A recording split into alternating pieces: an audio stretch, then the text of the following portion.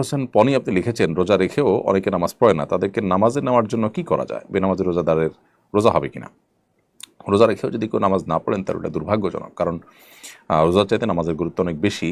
যিনি রোজা রাখছেন তিনি ইসলামের এটার গুরুত্বটা বুঝতে পেরেছেন, কিন্তু নামাজের গুরুত্বটা তিনি বুঝলেন না।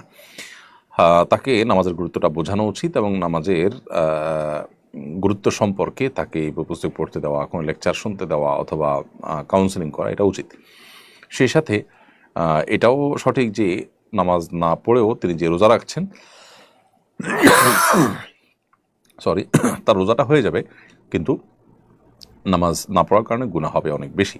ব্যাপারটা এরকম যে কেউ পাগড়ি পরেছেন কিন্তু তার পরনে লুঙ্গি নেই, তো পাগড়ি পরার সওয়াব পেলেও লুঙ্গি না পরার যে গুনাহ, ভয়াবহ কবিরা গুনাহ, সেটা হবে। পাগড়ি পরে যে সওয়াব পাবে, লুঙ্গি না পরে তার চাইতে বেশি গুনাহ হবে। অতএব রোজা হতে হয়ে যাবে, কিন্তু তার নামাজ যে পড়লে না তার জন্য তিনি অনেক বড় দায়ী থাকবেন আল্লাহর কাছে।